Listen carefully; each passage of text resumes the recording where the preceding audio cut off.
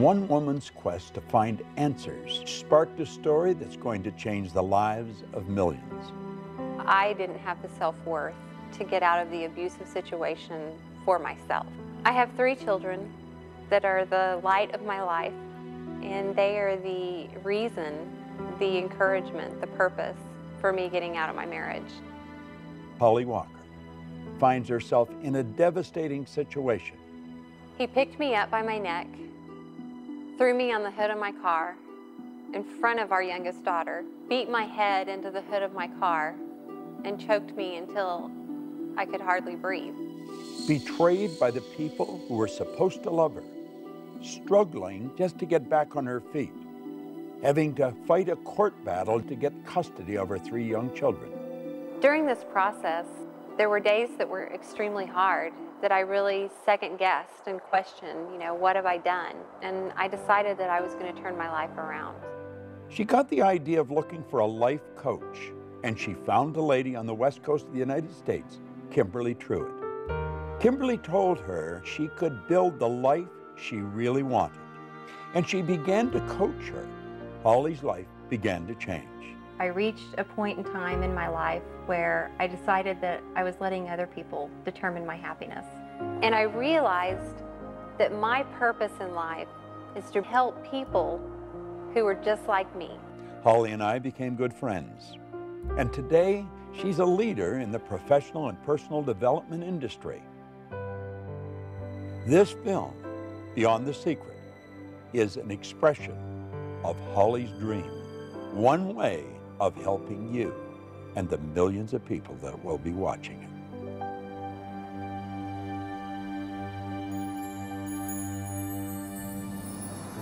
You know, the story that I've just shared with you of Holly Walker is a true story. As a matter of fact, I really played the story down. If you knew the truth about the transformation that took place in this lady, how she went from winning to nowhere and right back up again, you would never wonder whether you could win. And that's the purpose of this film. We want to recommend that you go beyond the surface, really take a look at who you are and what you are. Do you know that there's around 11 million kilowatt hours per pound potential energy locked up in the electrons in the atoms of your body? Phenomenal power. We've got enough potential energy in us to light up a small town for nearly a week. What do you really want? Listen carefully as each person comes on the screen. Listen to what they have to say, because they're going to put a spotlight on something that Holly wants you to hear. But don't just listen to it. Understand it. Listen to it frequently, and then apply it. Life is a magnificent journey. It truly is, but only if we make it that way, and we have the potential to do that. Hi, I'm Holly Walker, and welcome to Beyond the Secret. What's the value of one really good idea applied to one specific area of your life?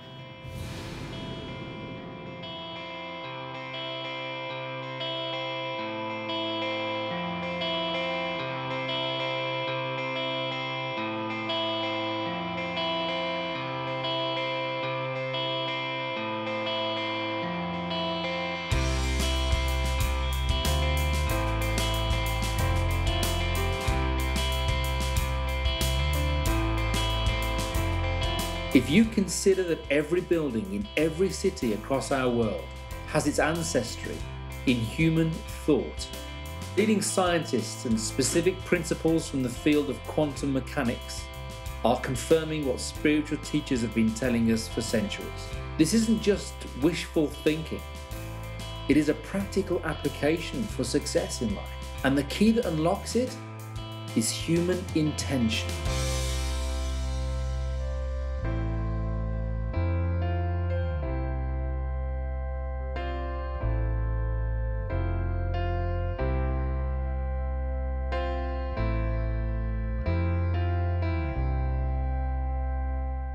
The law of attraction is no longer a secret. It's been discussed, ripped apart, examined, and put into practice by those with the awareness of how to use it to their benefit. You may be like I was, confused, disappointed, or maybe you just have a lot of questions that you need answered. My website has received thousands of emails. I think I'm doing everything I'm supposed to, but it's not happening fast enough. Why am I not making more money? Why isn't the law of attraction? I want to start living my dream lifestyle, not just dreaming about it. How do I do that? I made it my mission to find the answers. I set out to meet with the teachers who inspired me, the ones who really spoke to me and helped guide me through some very difficult times in my life. And literally, through the law of attraction, over the course of a year and a half, I was able to sit down with some of the world's leading visionaries and most inspirational teachers and ask questions.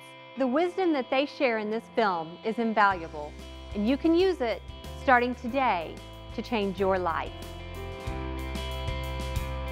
I have heard time and time again, and you've probably heard this yourself, that the law of attraction doesn't work. That's like saying the law of gravity doesn't work. The law of attraction is always working, just as the law of gravity is. Gravity keeps you sitting on a chair and you're not bouncing off a ceiling. But if you use it wrong and walk off a building, you're toast. Well, it's the same with the law of attraction. The law of attraction, though, is a secondary law. The law of vibration is the primary law, and the vibration you're in dictates what you're going to attract. When you're in the vibration of having ideas, everything that's in harmony with having that experience will start to be attracted to you. Like energy attracts like energy. If you're not in a good vibration, you're going to attract stuff you don't want. But the law of attraction's always working. It's a matter of understanding it and bringing our mind and body, our whole being, into the right vibration so that we attract what we want. So if you think you're using the law of attraction, but you're not creating the results you want, it's sort of like taking a lamp to an electric plug. So if I'm carrying a lamp and I'm heading over to an electric plug, and I plug that lamp in, and I don't get any light, I don't get down on my knees and beg the law of electricity to please, dear law of electricity.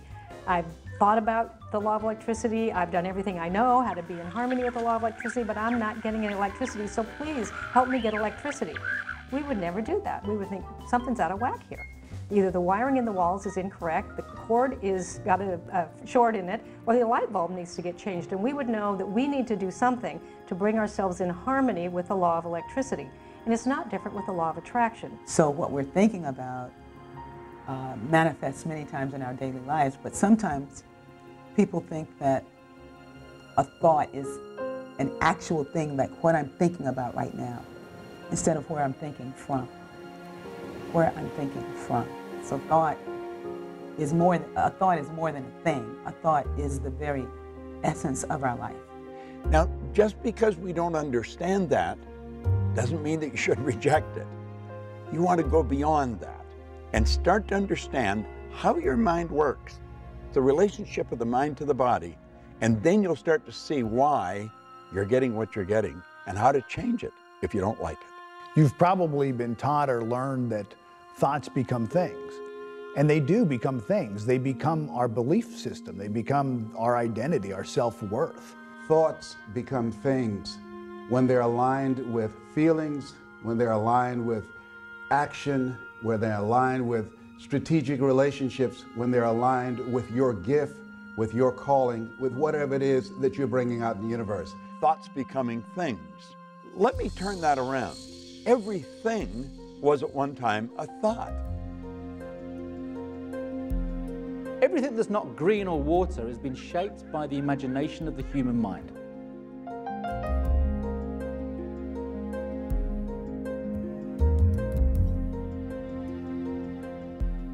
Everything you look at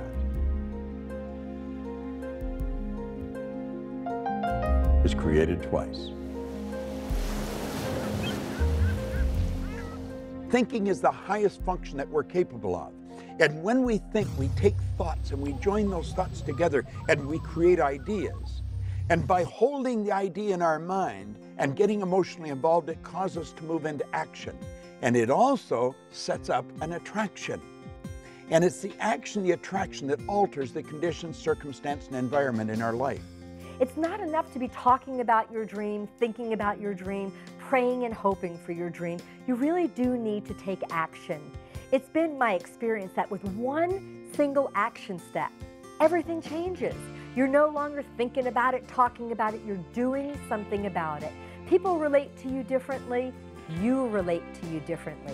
New resources show up as you have a new perspective. Isn't that it drops in, like, you know, the whole picture just drops in, but you'll get threads of it. You'll see little, like a sprout coming up. If you honor the sprout and nurture it, it will grow, it will send down roots, it'll begin to flower and blossom, and ideas come forth this way. And that's how you build a dream. You get a very clear idea, you nurture that dream. The law of gestation is important as it helps you grow that dream, but you have to take steps every single day. Take action. Create what I call a wow within 1 week. What's the step that you're going to take to demonstrate you're more committed to your dream than to any doubt, fear, or reality that might get in your way? It's in acting on your dream that it truly becomes real.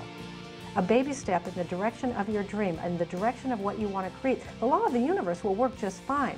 It's about us learning how it works, getting in coherence with that, and practicing that on a daily basis. So baby steps are a great way to take your steps forward. Baby steps will take you all the way up Mount Everest, by the way, if you just keep taking them. And oftentimes, the change takes place first inside before it's expressed outside. If you're taking action and you don't see the result, be aware that it's coming. And in fact, if you do build your awareness around and start looking for little examples, little results that actually are coming your way, I think you'll find that they're already there. What I've realized is when I was relying on just blind faith, whenever I would meet with this condition or circumstance that I didn't know how to go through, oftentimes I stepped backwards into safety. It's really faith based on understanding how we operate that allows us to move confidently through that terror barrier and into that area of unknown outside of our comfort zone. It takes 5 years to become a plumber. It takes 5 years to become a mechanic.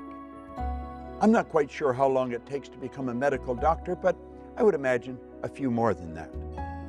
Well, we can't watch a 70-minute DVD and like that understand what makes life tick. We've got to make a decision that we're going to study something about ourselves. It takes a different kind of process to grow the bamboo tree. You plant the seed and you water and you cultivate the soil for 5 years. And at the end of 5 years, the bamboo tree that does not break through the ground in those 5 years, in 6 weeks it grows over 90 feet tall.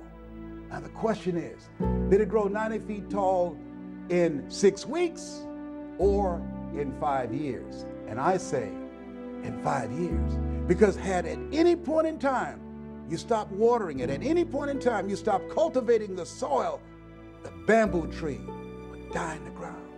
A lot of people, because they're impatient and they want things right now, they allow their dreams to die in rejection.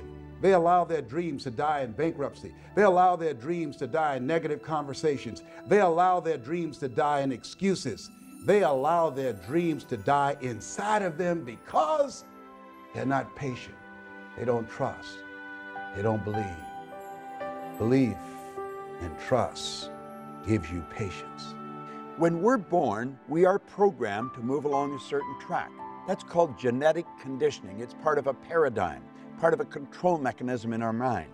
And then we're programmed environmentally. Thoughts that you hold and the thoughts that you choose start to create your beliefs. They create your paradigms. They create the filters through which you see your world.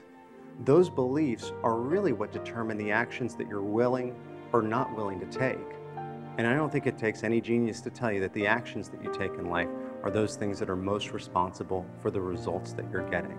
I think the first thing you have to do is you've got to decide exactly what you want and then write it out in a vision form. We can take a pen and a piece of paper and decree our own destiny. Like a story, like it's already happened, like it's present tense. Now, if we don't do that, and unfortunately not that many people do, then it's predetermined. It's predestined by the paradigm that's built into us at birth. But you have the ability to change it. You build the image, you get emotionally involved with that image, you hold that image in your mind of that life that you want to live and you in it. And you will begin to see those results manifest themselves. That is the way to create the life that you want. Our gifts come to serve the world, not to make us rich first, you know. And so, but I was trying to get rich off my gifts. And I was so sad. I worked the principles too. I wrote it down. I did all the things that I learned to do early in the game. And I was very depressed a lot of the times because what I wanted to see happen was not manifesting. You know, we live in this GPS society where we think we have to know every single step we've got to make, and it's really not that way. It didn't dawn on me that maybe I was on the wrong track, that maybe there was something better for me. As long as we know what the very first step is for us to take, and we may not even have a clear idea of that. Thoreau said if we'll just advance confidently just in the direction of our dream, we can live the life we've imagined. But one thing that I didn't stop doing was that I didn't stop singing, and I didn't stop writing songs, and I didn't stop with my interest in music. I loved it. What we need to know is why, what our purpose is. Knowing how to do something really is at best guessing. That's something that's left to our Creator, to our relationship and understanding of how God operates with and through us. I got to a spiritual community that really inspired me, and I heard the message. I heard this message that said I was more than my idea of what I thought life was. But there was something greater happening than what my disappointment had said the world was. I was disappointed with the world. I was disappointed with everything. I was pissed off. I was mad. I was cynical, you know, because I had worked the principles, I thought. And I was like, once I really understood what that meant, I became alive again. That numbness inside of me began to thaw. You know, that numbness from disappointment began to really thaw. God never meant for me to be Lionel Richie. Lionel Richie, like Oprah said, Lionel Richie was taken. You know, I was here to be Ricky. Well, what did that mean? You know, what? And then I started writing these songs of inspiration, writing songs about, you know, about love, about God. That's what I came to do. That's what I came to do. I received an email from a woman who got married at an early age, had children, and she's now divorced. She works at a job that she doesn't like to support her family. Her email had so much in common with a lot of others. You feel overwhelmed by responsibility, and it may be true that you do feel stuck. That thinking is the problem. The other stuff isn't really the problem. The thinking that you're stuck is the problem. So I know it's hard to think differently when you really think you're stuck.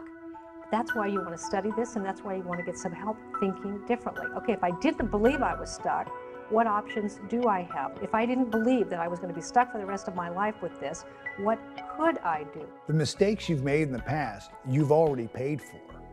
You don't have to pay twice. Start right now. Redefine what it is that you want. Begin to take the steps to the dream job that you do want. And you think into the solution. You begin to think from a believing that maybe there's an opportunity. I don't know the opportunity yet, but just maybe. And onto that parched field of believing, let one little drop of water land and say, if I didn't believe it was totally impossible for me to have a life that was really fulfilling, what could I do? There are people who could say, you know, Les, I made a lot of early mistakes. And because of the mistakes I made, because of those decisions that I made some short-term decisions that had some long-term consequences. And as a result of that, I can't live my dream now. Well, that's all in the past. That's all gone. You've paid for that. Don't allow what's going on right now to define you. Be open to the possibilities. One, of getting some help. Also understand and know and expect things to get better for you. And ask yourself, what is it that you need to do differently? But it takes a mind who's willing to explore, expand, extend, and you can choose to do that. You've overcome significant challenges to be where you are today. Don't give power to the mistakes of the past. That's behind you now. Look at yourself right now. Build on that. Build on what you've brought into the world and what you've overcome, and understand that you can achieve so much more if you just apply what's inside of you. Because it's your life, and you're a co-creator, and you get to choose any life you want to have. But the problem really isn't the problem. The problem is always my thinking about the problem. It's never too late to change your life. It's never too late to make a dream come true. And it's never too late to create a new dream for your life. Ask yourself, where do I want to go from here? Begin to focus on the possibilities. See, whatever you focus on the longest will become the strongest. If you talk about, and I know this from my own situation, I talked about, well, I don't have a college education. Well, I was labeled educable mental retarded. Well, I'm adopted. Well, I never worked for a major corporation. All of the things that I focused on, that became the dominant story in my mind. When I began to flip that script and I became convinced in my spirit that what I had is enough. What you have is enough. Where you are right now, that's enough. That's all you need. If you have the faith of a mustard seed, if you hold a mustard seed in your hand, you can't see it. You don't have to have a whole lot. It is absolutely pertinent that you have a dream. If you don't have a dream and you're taking action every single day, then there's really nothing that separates you from a hamster running around in a wheel. Yeah, you're getting a lot done, but you're moving nowhere. The dream is what gives that action direction. I would really like to believe what you're telling me, Bob, but I feel stuck. By the time I get home and get the kids to bed, I'm beat. I'm in hock right up to here. I don't have the money to really buy some of the things or attend some of the programs you're talking about. And quite frankly, I'm tired. I really don't know how to make it work. What is something that I know I could do, know I should do, and know if I would do, it would move me closer to my dream? Now, I'm not asking that you're gonna have an answer that's gonna make this big quantum leap. What's just the first step? I have a friend who does a seminar called How to Earn Over $200,000 a Year with Your Eyes Closed. Mike Jones out of Philadelphia. He's been blind since he was 10 years old. Tawana Williams, she wrote a book called Unarmed But Dangerous. She's the president of her own corporation. She was a 10-year crack addict, a single mother, and she was born without arms. Oh, what's your excuse? I say you're bigger than your excuse. Stop focusing on your reality. Start to ask yourself, how do you want your life to be? And then take action steps to prove that you're not just talking about it. You're not inspired. And you're not inspired because you don't have a goal. You have things you want that you wish for. You're being controlled by what's going on in your outside world. Your external circumstances are just a mere reflection of your internal circumstances. I've gone into prisons. I've seen people that were stuck beyond what you could believe, and I've watched them change. There is a way, but you've got to have a reason, and it's got to be a good one. It's got to be something you want. And not all dreams need to be Mother Teresa dreams. We're lucky that there are people in the world that do want to make the world a better place. But your dream of spending more quality time with your family, your dream of being paid well for doing something you really love, your dream of being healthy and physically fit, these are really important dreams as well. Looking at the world as unlimited in possibility, looking at your life as an unlimited set of possibilities, and waking up every day in a state of gratitude. And that's not, I don't mean gratitude is going to do it for you. I don't mean gratitude is going to lead to action, but it puts you in the right frame of mind to really invoke the law of attraction. So it's your emotional involvement that alters the vibration and sets up the attraction. The number one step you need to take is to fall in love with what it is you want to be, do, or have. Just repeating something isn't going to do any good. You've got to mix it with feelings of emotion. You've got to internalize it. You've got to become the actor. You've got to live the part. It's not just a want or a wish or a desire, it's an all-consuming obsession. You do it frequently, it'll become a habit. You must be emotionally involved with whatever you want, or nothing's going to happen. There was a woman I know, a young mom, 2 kids. She was a single mom, had dropped out of high school, didn't have an education. The father of the children had been long gone and there was no child support. So she was working 2 jobs. She worked at a local fast food restaurant and she took in laundry and alterations at night to earn enough money to support herself and her 2 kids. She lived in a very small 1-bedroom apartment and it was $500 a month for the rent, and it was all she could do to just squeak by. And then she heard about these ideas, and she thought, well, if I had a dream, what would my dream be? And at that point, she thought, I would love to have like a place we could live that would have 3 bedrooms where we'd each have our own room. But how would I do that? I mean, she was barely getting by on being able to earn enough to pay the $500 a month. So you need to build a very clear image on the screen of your mind, in your consciousness, of you in the role, in the life that you want to live. Only then are you in a position to be able to plant things in the home, such as vision boards or bullet points or reminders anywhere that might be, on the dashboard, on the bathroom mirror, on the fridge, that prompt that image onto the screen of your mind. Write out what you want to accomplish over the next 6 months. Not 6 years or 60 years, 6 months. And make it very clear. And what you write, if I read it, I want to be able to see the same picture that you see. That what she really wanted was a small place with a fenced backyard, so her son, who was 7, had longed for a dog, to have his own dog. There would be a fireplace so that they would be warm in the winter. And she described the kitchen when she wanted a window over the sink, because she was so tired of doing dishes and looking at a blank wall.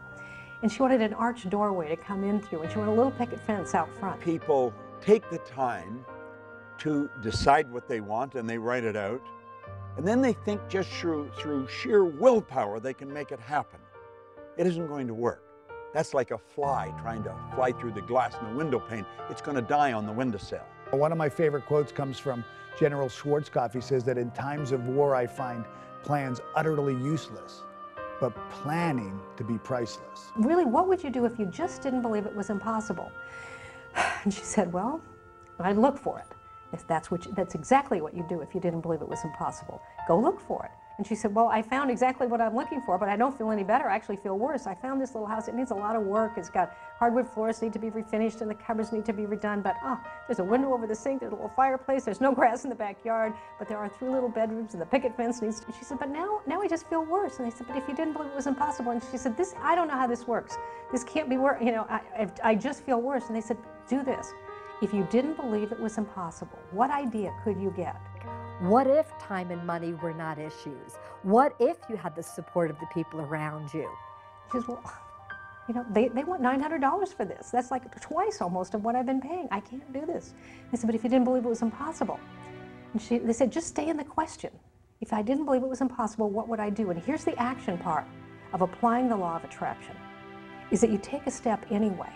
In the absence of knowing everything, you take a step anyway. It's a baby step. And you have to stay in the inquiring mind. If I didn't believe it was impossible, what could I do? What could I do? The imagination is going to cause the universal mind to start bringing you what you need and when you need it. And she got an idea. And the idea was to write the landlord a letter and tell the landlord about herself, about her children, and what she would do for that house if he would rent it to her for a year for $500 a month. How she would refinish the hardwood floors, how she would redo the cabinets in the kitchen, how she would plant the grass, how she would put in some flowers, how she would paint the picket fence. And if he would supply the materials, she would provide the sweat. She wrote a beautiful letter, and then she signed the letter and she put it in the mailbox. When we're really expecting the good to come into our life that we're hoping for, we don't ask, where is it? And you must expect it. Desire without expectation is flawed. You have got to expect the good that is coming into your life. Expectation is born of belief. You have got to believe it, because if you don't believe it, then you're wishing a fantasy. Finally, 2 weeks later, she got a phone call. It was the landlord, and he says, I don't know why I'm doing this. I've had your letter on my desk for 2 weeks. I've got 2 full-price offers. But something in your letter just won't leave me alone. So I want you to sign a contract, what you'll do each quarter of the year. And if you really will do what you say you'll do, I'll let you have the house for $500 a month. Now here she had manifested what she had really hoped for, and there was no material way from her current status that she could create it. But the interesting part is not that she got the house, which she did, and not that she fixed up the house, which she did, but who she became in the process. Because she began to discover herself as someone who could create, as someone who could have a picture and not know exactly how to do it, but apply the laws of the universe and stay in the mind that says, if I didn't believe it was impossible, what would I do? And an idea would come, and if you take that step, things unfold. I really related to this next video email because I've experienced a lot of the same things. My husband thinks this stuff is all a bunch of fairy dust. It's hard to try when he constantly puts down everything I do. Does this stuff really work? See, everybody does not want to see you make it. There's some people that are jealous. There's some people that are envious. Why? I don't know. Some people, because if you are driven and you're working on your goals and dreams, they feel that will make them look bad. As you start to study this information, your life is going to change. You know, along the way of trying to apply these principles, you'll hit the top edge of your paradigm. You'll hit other people telling you all the reasons it can't happen, what can't be done. MIT did a study. If I tell you, you can't do that, someone has to come along and say, you can do it. You can do it 17 times to neutralize that one time. And it's very important to be absolutely fueled by your vision. For some people, the word dream is even just too out there. Let him know a dream is simply something that you want, or better yet, learn to speak the language that he understands. When a plane's taking off, it's got to go against the wind, it doesn't go with it. And you're going to run into a lot of resistance. If you're not getting a lot of resistance, you're probably not going anywhere. You're going in the wrong direction. Don't resist the resistance, though. There's a law of non-resistance. Just let it go, because whatever you resist persists. When someone is not latching on to another person's dream, I really believe it comes from fear. In other words, their consciousness is rooted in fear, and this is basically, in a nutshell, a frightened person. And they get uncomfortable with it. Now, I'm not just talking about maybe your boss or your colleagues at work that are telling you not to go and do this thing that you desire doing. I'm also talking about those that you love dearly. I'm also talking about your partner, your spouse, your husband, your wife, your mother, your father. And you know, the people that are closest to you are going to put up the most resistance. They don't really want you to get ahead, because if you do, then you become a mirror to them. All of a sudden, they've got to look at you. They know they're as smart as you. They're as educated as you. They've known you your whole life, maybe. And all of a sudden, you become a mirror. And when they look in that mirror, they see themselves, except they're not where you are. And sometimes they can resent you because of that. And it causes problems in friendships. It causes problems in families. And it's just part of moving ahead. It's part of going to the top. They don't understand what you're doing. They don't understand where you're going. And you're going to find as you study, you keep raising your level of awareness. The people you're hanging around with may not. You know, often people ask the question, will you lose people along the way? Is this a lonely journey? Think about your life. You've grown, you've progressed, and probably your first grade friend is not your best friend now. And as you move through life, certain things happen and certain friendships change. You'll just keep growing, and they're not growing. And you're going to have new friends, and you're going to be in a new area, and you're going to be with more exciting people. Don't sell your dream out to somebody else's opinion. Look at your relationships and ask the question, what is this relationship doing to me? It's a new term in psychiatry called relational illness. There's some people that can make you sick. I have a friend, I'm serious. I have a friend who, when she was married for 9 years, every year she had to have some kind of surgery. And once, and now it's been over 8 years, she got a divorce. She never had to have another surgery. If your why is big enough, the how will show up. So you want to stay very much in touch with why you want this dream, why it's good for you, why it's good for others, why you want to be doing this thing. If you're not yourself, then you're not free. You shouldn't be the person that your wife wants you to be, your husband wants you to be. You've got to be you. And by being you, you will be the wife that you want to be, the husband that you want to be, the employee you want to be, or the boss that you want to be. Because if someone else raises their eyebrow and says, really, you think you're going to do that in this economy? You think you're going to do that with your education? You think you're going to do that? It can be difficult to stay fueled up in your passion. They don't understand what you're doing. They are in the comfort zone. And they think you're crazy stepping out and betting on yourself, giving up that good job, moving to that other city. Give it time. Let him see you taking action. Let him see your success. By changing ourselves, showing up more fully, living with integrity, people start to take us more seriously. Well, Les, can I change him? No. It's a full-time job changing yourself. I wouldn't try to change your husband. What I would do is I would do what you can totally 100% control, and that's your actions. 9 out of 10 people will die rather than change. That's how difficult change is. So you can't change people. Change yourself. You know, often it's the people that are the closest to us that might have the hardest time believing for us. He doesn't think you can do it, not because you don't have the talent, but just because it's not within the parameters of his belief system. So some of the closest people to you will not be able to see your potential. They will not be able to see your spirit. They will not be able to see what you're really made of. They see their snapshot picture of you and actually have an investment in you staying as you are because they're used to you this way. There are two types of relationships. There are nourishing relationships. Those are relationships that hold you accountable. These are relationships that challenge you. These are relationships that you can grow from mentally, emotionally, and spiritually. They stretch you. And there are toxic relationships. These are relationships that drain you.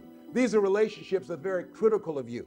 So you want to surround yourself with people who can believe even when you can't believe. We can't always find one person who's our dream person, meaning they can deliver everything we need all the time. So it's great to have friends that you can turn to who are advocates, or dream team members who, no matter what you say, they're going to look in your eyes and say, I believe in you. I know you can do it. Because for any one of us, it's difficult to see the picture when you're in the frame. So you want someone else who can see the whole picture and help remind you yourself. Yeah, sometimes when you're going for your vision and your dream, people will say, oh, you're just materialistic, man. Why don't you just be satisfied? All you care about is money and things and that type of thing. You're going to hear that. There's no question about it. At some point, you're going to hear that. Get rid of the small talk. Get into some big talk. Stretch your mind.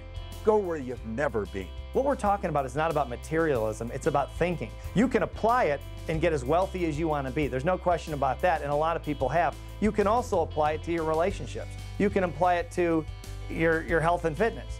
You can use it any way you wish, but it's really about thinking. As you get freer and you get more liberated and you get more expansive, it's a lot more fun. And people who are the naysayers and people who said it couldn't be done, take a look at your life and then they get interested themselves. And if they don't, you just bless that and honor their right to have a life that they choose. Life is short and it can be great. Make it that way. Don't let the resistance knock you off track. There's some people that are so happy and so at home being negative, they can walk into a dark room and begin to develop. You know who they are.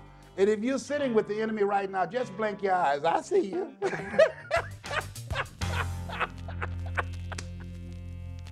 This video email is from Laura, and she is like so many of us. She doesn't like change. I hate change. I'm not happy with my life, but making huge changes seems way out there, and I don't want to end up being laughed at if I fail. You know, if we'll be open to a new idea that maybe change can lead us to the growth that we really want in our lives, to a completely new who we are, a redefinition of our purpose in life, a full realization of our potential, then maybe change doesn't become this thing that we have to struggle with or wrestle with. Most people live their lives completely at the whims of the circumstances around them. It's easy to get comfortable in a life that isn't really that comfortable because we're used to it. Get out of the comfort zone. You know, if you're comfortable where you are, you're in a bad spot. You know, I was very corporately conditioned. I was programmed to go into work every day, to earn the salary check, and the thought of not having that salary check, the thought of not having that company car, the thought of moving out and doing my own thing scared me witless. It kept me in that place for 4 years beyond when I should have gone. Don't settle for comfort. Life is too short. It can be a phenomenal trip. Don't give yourself permission to continue to be where you are. Give yourself permission to grow. Give yourself permission to reinvent yourself. Give yourself permission to take your life to the next level. When people say to me, I'm scared, I know where they are. Because you see, we're controlled by our conditioning. We're controlled by our paradigms. And they will keep us gripped because they don't like change. Status quo is their business. Being comfortable is not a good place to be. And unfortunately, most of us were encouraged to get there. Just get enough money to pay your bills and everything's going to be great. People who live lives of greatness are willing to be uncomfortable in the interest of growth. They're willing to stretch a bit. They're willing to be in some uncharted territory. It's when you're uncomfortable that you're growing. It's when you're a little scared. You're excited and scared at the same time. And that feeling at the conscious level is worry. At the subconscious level is fear, and in your body is anxiety. Now understand what this message is from your mind. Your body is just an instrument of your mind. This is your mind's way of telling you that you are about to grow. It's when you're going after something, you have no idea how you're going to get there, but you've got to know you're going to get there. It is not your mind's way of telling you that you cannot achieve what it is that you're about to do. You have infinite potential. Step out and bet on yourself and keep going until you reach a point of discomfort. Then you know you're growing. A 100,000-mile journey begins with the first step. You take that one step, you'll find that the next step will become clear to you. And then the next step. And before you know it, things will have changed like that. Now, if that's not something that you like or want to do, then you get to have the life you want. And you can stay stuck as long as you want. It's your life. But ultimately, if you notice, you might get really tired of feeling hemmed in, closed down, shut in to a life that is very repetitive. Some people live 90 years, some people live 1 year 90 times. The beautiful thing about being who we are is we have the ability to make choices. J. Martin Coe, in a little book called Your Greatest Power, said that is your greatest power. It's the power to choose. Every day I wake up, I make up my mind, today's going to be a great day. And you know something? It is. If you learned to walk, you had some disappointment. You saw a toy across the room, you wanted to go get it. You stood up and you fell down, and you stood up and you fell down, and you stood up and you fell down, and you never once, when you fell down, went, that's it, I'm just not meant to be a walker. No baby does that. But as adults, we get older and we start thinking we're smarter than that. So we fall down in love and go, that's it, I guess I'm not meant to have love. I don't want to be disappointed and hurt again. We fall down in money. We say, oh, I guess it's not for me to have abundance. It's not about that. It's about a willingness to have some stretch goals. And you are going to fall down and you are going to have some disappointment. But it's okay if along the way, what you're recognizing is you're part of something that is much bigger than a little bit of disappointment or having your dream come true exactly when you thought it should. You're living a life. If you look at the most successful people that have ever lived, the ones alive today or the ones in the past, failure was a part of their journey. And you're living in what Hildegard de Bingen in the 13th century called the best life there is. And she said each one of us must learn to live on the green growing edges of our own becoming. You're here to do what you love to do. And then it's more than just following your bliss. It's really, really doing the thing that you love to do and learning how to do that well, not to think that, well, just because I can sing, I love to sing, well, let me go get a record deal. Let me go get a contract. Let me use the laws to manifest this. And it's like, well, no, let's learn to sing. And that's where aliveness is. So you get to choose how much life you're willing to live. We're here to serve our gifts to the world. That's why we got them. That's why we got the things that we love to do. I mean, it's an indication of what it is you came to do. In your day-to-day activities, what really has meaning for you? And that'll be 75% of your purpose, of what you're passionate about. The other 25% can be calibrated by those around you that know you well. Ask them what it is that you're good at. Ask them what it is that they love about you, what you do at your best. Correlating both of those will be your purpose. I've always loved music. And so my vocation revolves around music. It always has. I mean, I've always loved doing that. And I've met so many people who just really didn't know. They don't know what they came to do. I'm thinking like, well, you just came to express your creativity. Now, what is it that you feel good about being creative? I mean, how do you like to express yourself? What is the way you like to do that? And somewhere along your line of interest lies the thing that you came to do. And then the people who would be served by what it is that you love to do. You watch most people, it looks like life was a practice run. They sort of tiptoeing through life, hoping they make it safely to death. But imagine, if you will, being on your deathbed and standing around your bed, the ghost of the dreams, the ideas, the abilities, the gifts given to you by life, and that you, for whatever reason, you never pursued those dreams. You never used those gifts. You never acted on those ideas. You never used those abilities. And there they are standing around your bed looking at you with large angry eyes saying, we came to you. And only you could have given us life. And now we must die with you forever. When a person is numb, they're so cut off from their own happiness, from their interior happiness. It's very difficult to know who you are when you're in that place. And that's when you need a spiritual healing. That's when you need something to shift inside. That's when you need to be still so that you can discover what it is that wants to speak to you, that wants to speak through you. The wealthiest place on the planet is the cemetery. There you find potential never manifested. There you'll find books never written. There you'll find music never played. There you'll find ideas and businesses never given birth. It's your life, and you get to choose. But I'll tell you this, there is way more joy and way more fun and way more aliveness if you're willing even to explore a little bit. And you don't have to take giant steps of change. You can take baby steps of change. Just be willing to explore a little bit. And what will happen is your change muscles will start getting stronger. And you'll start to have a little more appreciation for the value of little changes because they produce great results over time. You're stronger than you can ever begin to imagine. You and everyone watching this can do it. You've got something special. You've got greatness in you. How about living your dream lifestyle instead of just dreaming about it? Let's throw this to America's dream coach, Marcia Wieder. The difference between a dream and a fantasy, like winning the lottery, is that in a dream you can design a strategy for getting there. A fantasy is wishing for something. So if you're not emotionally involved with an image or an outcome that you want, a result that you want in your life, then you're idly wishing. You've got a fantasy. A dream is something that you have that you are very emotionally involved with. Now this is absolutely essential. In winning the lottery, short of buying a lot of tickets and doing a lot of hoping, there's nothing that you can do to make it happen. Get pictures of where you want to go, put it on a vision board, and inundate your consciousness with these images, because the brain works in images. And so you want to think about this all the time. Get those images in front of you all the time, and then start taking steps toward the manifestation of your vision. This is one of those great opportunities to get creative.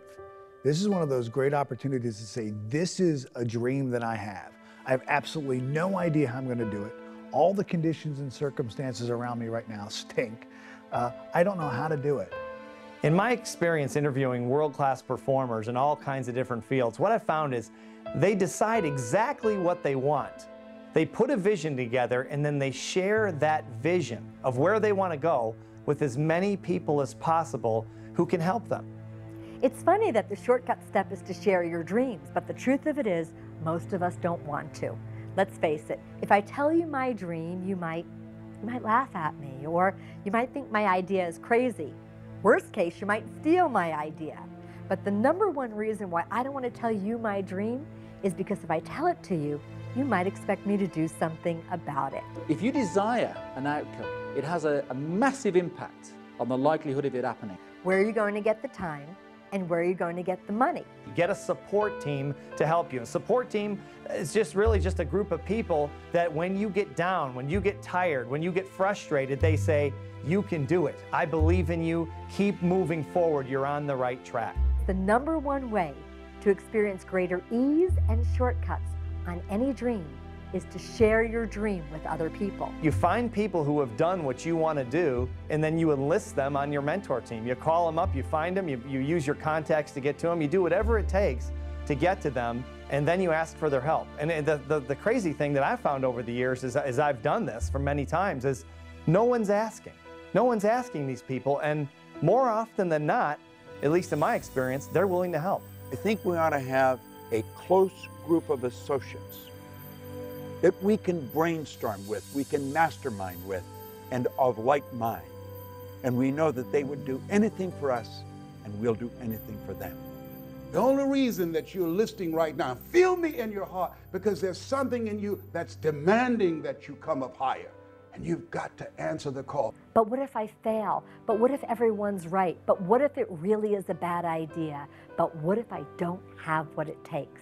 I think you're going to lose belief. I think every great performer along the road to manifesting their vision loses belief. You may hear that they don't, but I've worked with a lot of them, and I think all of us have. We've all lost our belief at some time, and then there's a support system right there to pick you up. I remember when I was building my my speaking business, and I just wasn't going anywhere with it. And I would talk to my parents, I would talk to my wife, Dawn, and they would say, without any question, when I was down, they would be there to say, you can do it. I know you're so close. You're gonna break through, you're gonna break through. And it would give me just enough courage, just enough mental toughness, if you will, to hang in there one more day and one more week until it finally broke. We all need help. We all need support along the way. Get up and get going. I've lost everything 2 or 3 times. Never slowed me down. 8 out of 10 millionaires have been financially bankrupt. So what? You can come back again. Willie Jolly, motivational speaker and author, said a setback is a setup for a comeback. You have comeback power. I found, and I think you're going to find the same thing, is that dreams are contagious. The secret here is to separate out what is your dream and what are your doubts and fears about it. The bottom line is, which one are you more committed to? Your dream or your doubt? Your dream or your fear or your reality? Prove that you're more committed to your dream by taking action. To become that person that you know in your heart of hearts that you have it within you. In the current economy, businesses are facing tough times. I've talked to business owners and individuals with small companies, and basically, they all have the same question. My business is hurting. We're making cuts, laying people off. I feel like I've done about everything I can do. I know that, you know, sometimes in a tough economy, you make decisions that end up being more courageous than others, and maybe I should be more aggressive. I really am just looking for some direction. The nation's foreclosure crisis is centered in 4 states, but taxpayers across the country will feel the pain of failing. In America continues to spiral downward. The Dow Jones dropped another 300 points. Foreclosures reached an all-time high. Stock market plunged today. The Dow is tumbling once again. Just this week, information was released that 2.3 million American homeowners faced the loss of their homes last year. We are being inundated today with economic information, the likes of which probably most people alive have never heard before. You have been given the God-given ability to create your own economy. And that's what you want to start to do. Quit listening to all these terrible news broadcasts. Does that mean that the economy is not in bad shape? It doesn't mean that at all. But if you study history, it's when things are at their worst that they're actually at their best. That is one of the laws of the universe. It's called the law of polarity. You've got to train yourself to look for the good in it. Go back and study during the Great Depression of the 30s.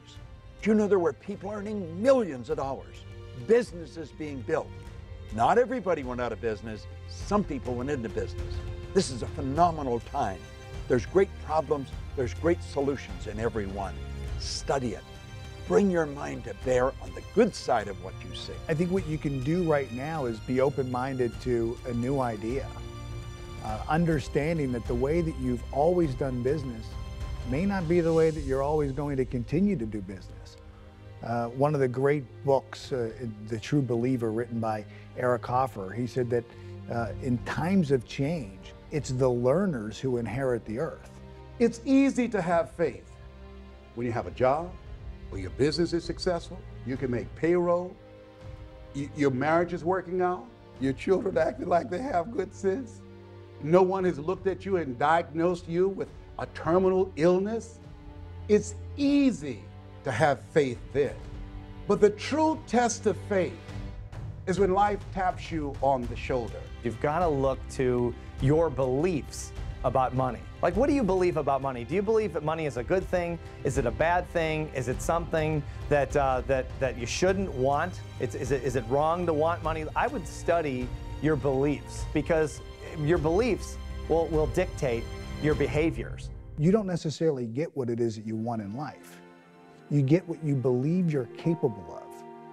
You get what you believe you're worth. And if your behaviors aren't in line with making more money, you won't make more money. You can wish for it all day long. It's not going to happen. But if you can alter your beliefs and expand your beliefs around money, you can automatically, just by default, change your behaviors around money, which will ultimately lead to making more money. A person doesn't earn $50,000 a year because they want $50,000 a year.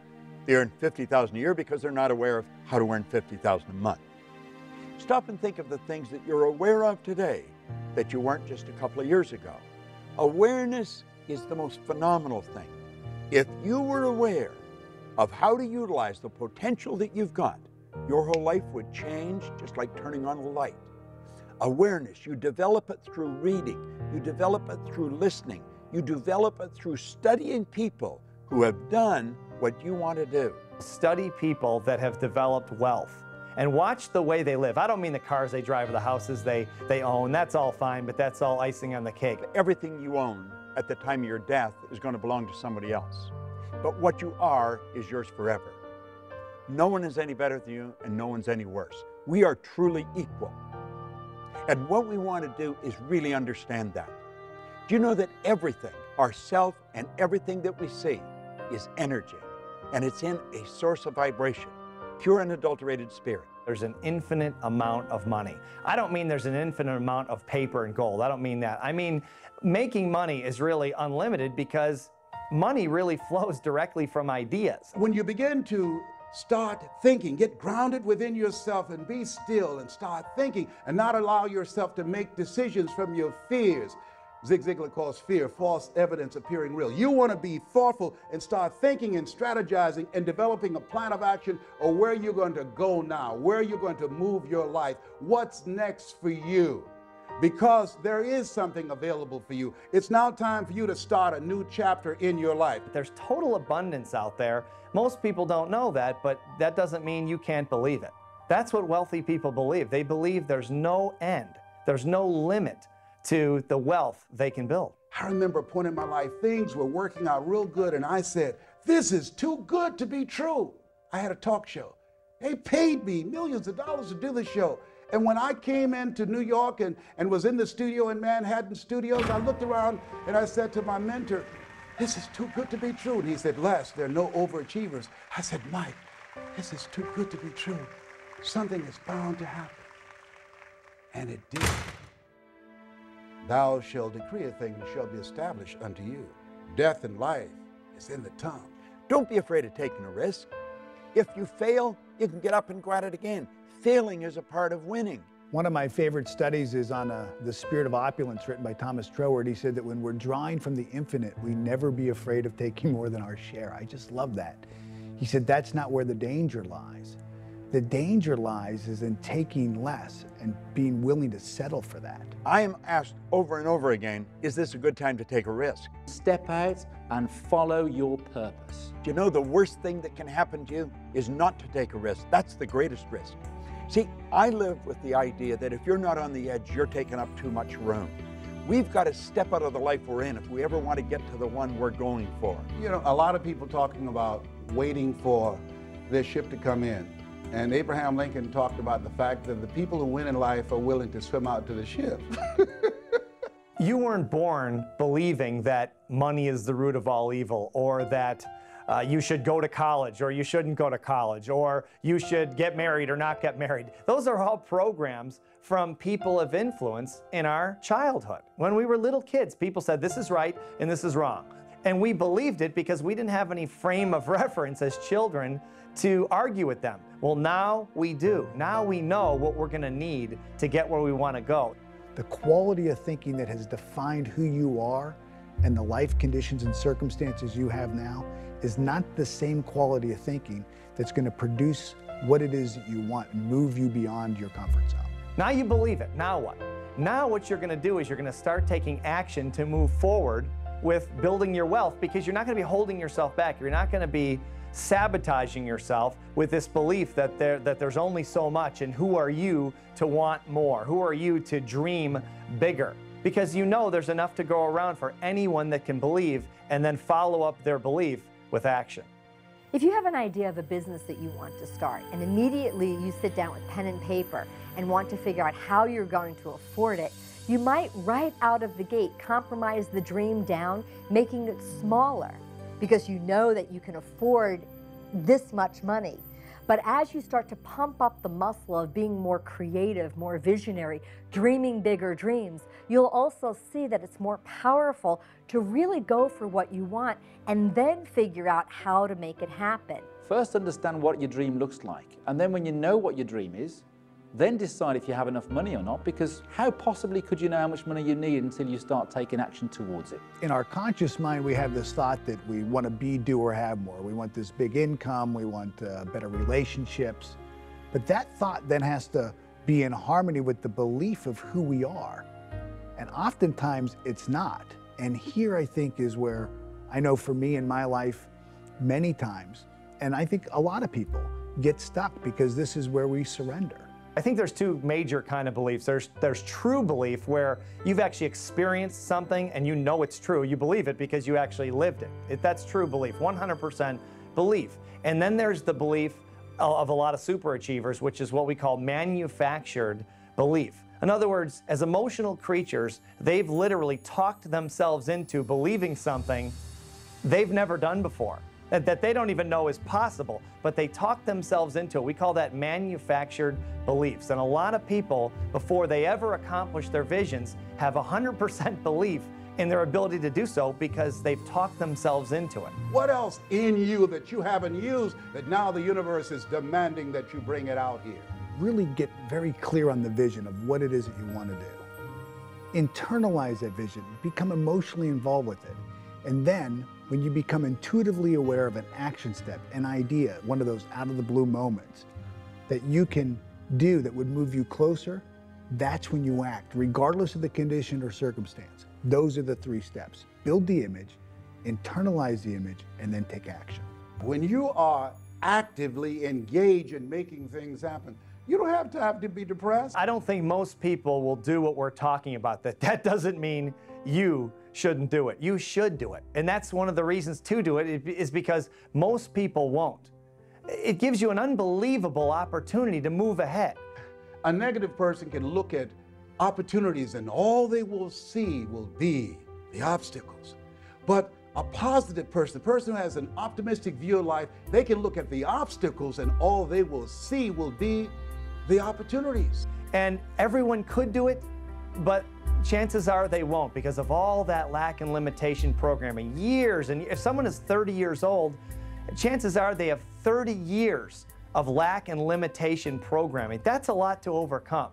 So most people probably won't do it, but you can do it. All you have to do is take the steps now. Take the steps starting today. Forget the past. It's over. Most people don't realize the 40-40 plan is gone. This is the era of the 3 C's: accelerated change, overwhelming complexity, and tremendous competition. The 40-hour-a-week doing the same thing for 40 years, that day is gone. That was a domestic economy. This is a global economy. You will have, if you're just getting into the job market, at least 5 careers before you're 65. This is the time you want to be creative. This is the age of what Ralph Waldo Emerson calls the age of self-reliance. You want to be creative. What are the various things that you can do that you're not doing right now? Today, as Robert Schuller would say, you either expand or you are expendable. Be creative. Start thinking, what is it I can use my talents and abilities for? I think if you'll start to focus on how you can rather than why you can't, you're going to find that not only is your business going to grow, but the people in your business are going to grow.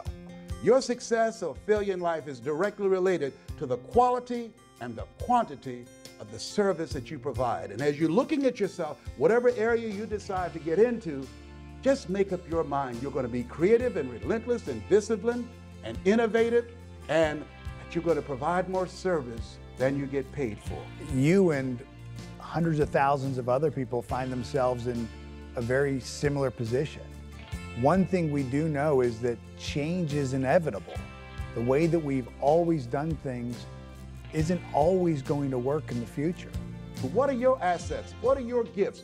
What are your talents? What are the things that you can do right now where you are with what you have? Chances are the conditions and circumstances for you right now are not conducive to you making this big change in your life. You have to find the yes people in your life.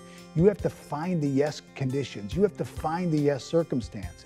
You want to be connected with like-minded and like-hearted people people who you trust and believe in, people who are moving in the direction of their dreams, people that can inspire you and that you can inspire them, people who can help you to open some doors that you don't see right now, people that can help you go to the next level. You want to be connected with people that are on the way rather than in the way.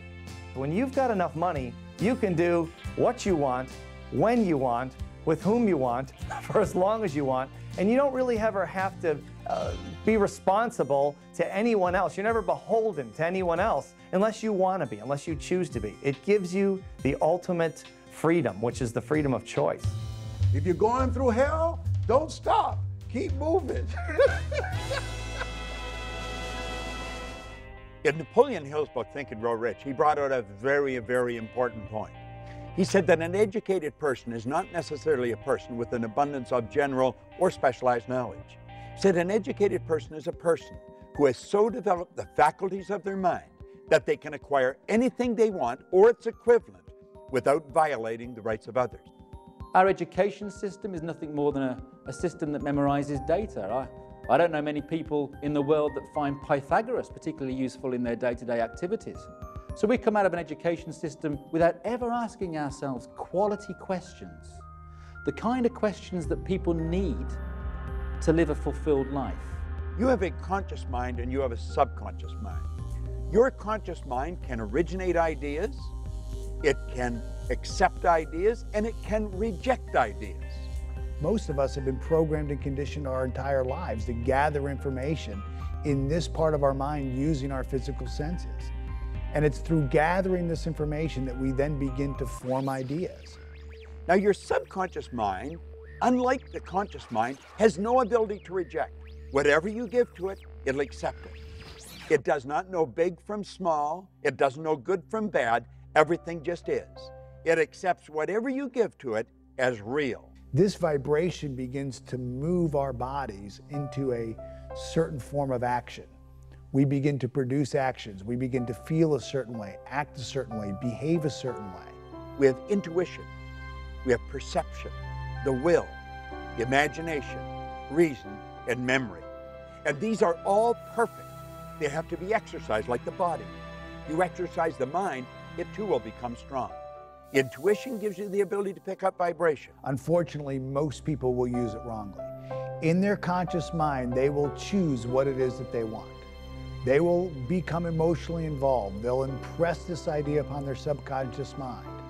And while they're just driving down the road, an idea just pops right into their mind, out of the blue. And this idea will be in harmony with what it is that they've asked for. It'll be in harmony with the goal that they've set. And the first thing they do is they say, "Are you sure? You know, is this the right idea or is this the wrong idea? Should I do this or should I do that? Is this good or bad?" What you don't like, reject it. And what you do like, accept it. You've been given the ability to think. It's the highest function that you're capable of. When we get this intuitive idea, when this sixth sense, when this hunch comes in, you don't want to ask, is this right or wrong, or good or bad, should I or shouldn't I? Because that's a limiting question, and the answer is yes to both of those. There's reasons probably why you should, and there's reasons why you probably shouldn't. The better question to ask is this: if I acted on this idea, would it then move me in the direction of the model of perfection that I'm claiming I want in my life? And if it will, you've got to move. So stop giving yourself those excuses that say, well, you know, I'm not good enough for this, I'm not good enough for that, because that again is your conditioning. That's rubbish. You can achieve whatever it is that you want to achieve in the same way that Bill Gates has done it, in the same way that Richard Branson has done it, or in the same way that anybody that you get inspired by has done it. Understand that you have exactly the same faculties, the ability to choose and shape your environment accordingly. Tune into that power, and you will create an extraordinary life. Well, I believe that we're all radiant lights of God. You are a radiant light of God. I'm a radiant light of God. And if you don't want to use the word God, we are radiant lights. We're energy. We're pure energy. So we're always radiating something.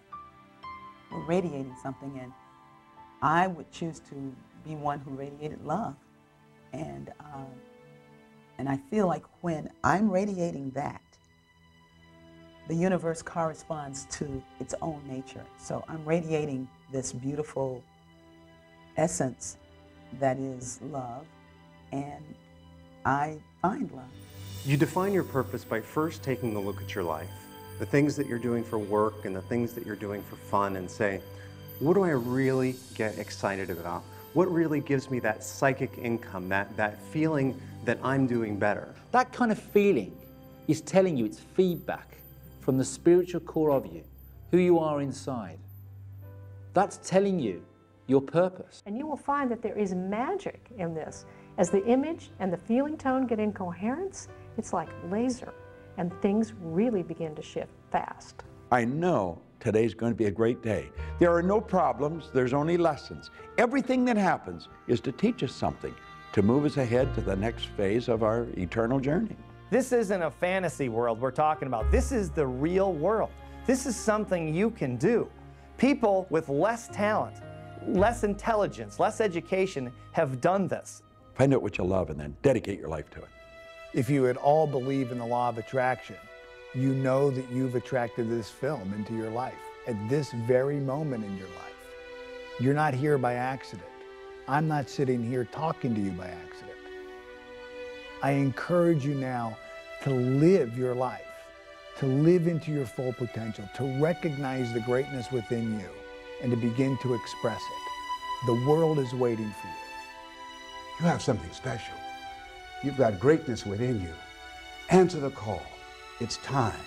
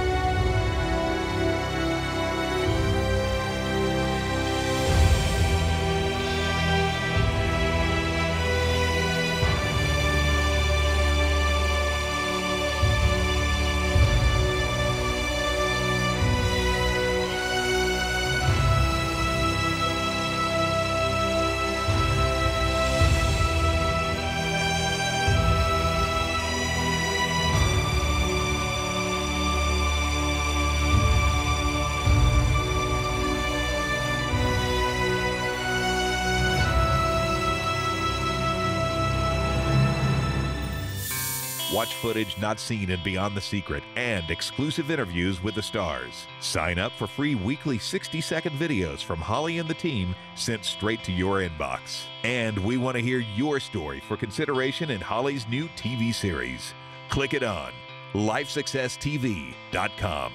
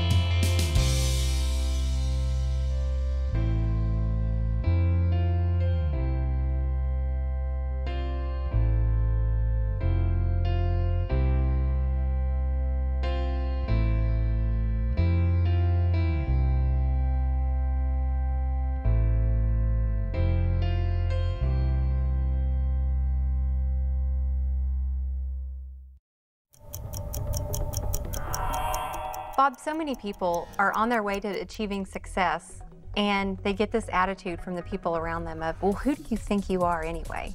Can you expand on that a little bit? I think that comes from two sides. First of all, the person that's studying is starting to change.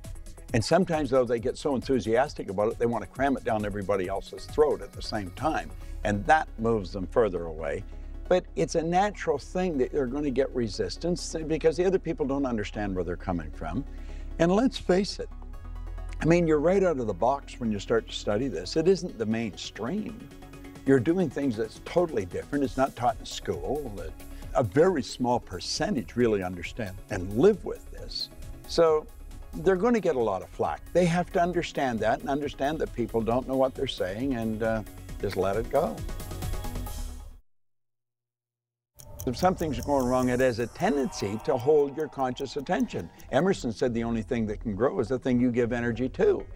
What we've got to do is stop ourselves just flat and say, wait a minute, I don't like that. What would be the opposite to that? And then write out what would be the opposite and then keep repeating it like a mantra if you have to. But we have a tendency to focus on what's wrong. And we've got to get away from that. And get away from any people. Don't let people talk to you about it. One of the things that you taught me, Bob, that has been huge in my life is that force negates.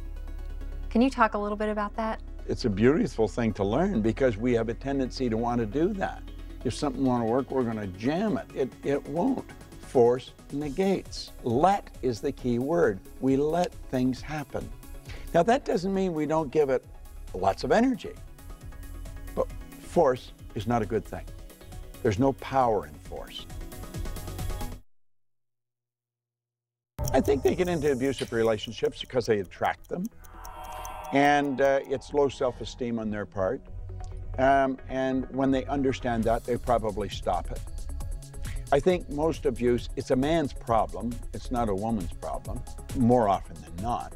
And I think if a man sees another man being abusive verbally or otherwise, he should let him know that that just isn't going to fly. You know, you're not going to put up with it and put a stop to it. But the person stays in. People do the thing they fear the least. They're probably more afraid of being alone than they are of being in a bad relationship. But if a person starts to develop their own self-confidence, the abusive relationships will go their way.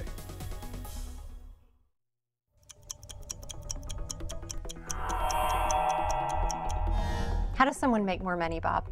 If people want to earn a lot of money, they've got to understand they have to have multiple sources of income. You cannot have one source of income and become extremely wealthy. Or if you do, I don't know what it is. But with multiple sources of income, anyone can become wealthy. So it's worth studying, and it's something we should understand. Now, when we talk about multiple sources of income, we're not talking about multiple jobs. That's what I thought it meant first, and I had 5 jobs passed out in the street. No. A source of income is where you provide service and you receive a reward. Working happens to be the worst way to earn money. We shouldn't work for money. We should be working for satisfaction, something that's meaningful. You provide service to earn money. And of course, if you want to really learn how to do it, study it and it'll happen. Find somebody that's doing it. I'm doing it. I help people study it. You can do what the most successful people do in terms of financial success, and they look at the profit centers. They look at what makes the most money in the shortest amount of time. I mean, I'll give you an example.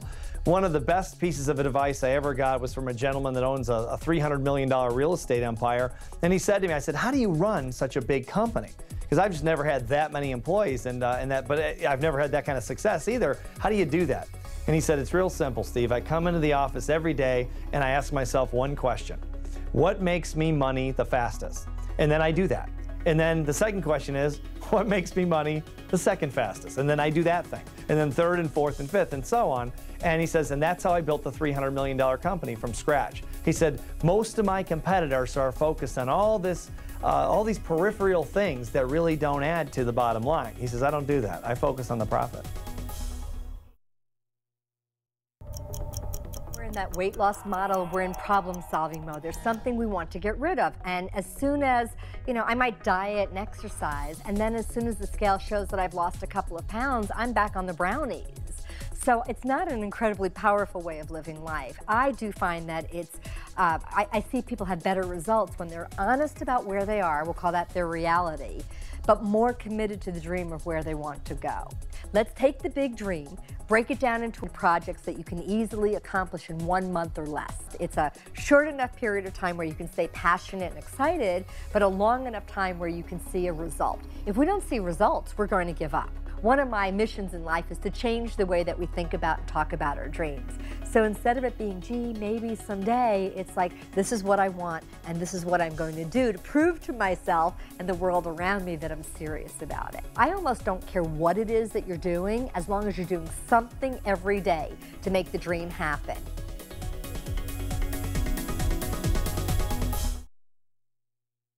Can you give me some tips on how to stay successful even during these tough economic times?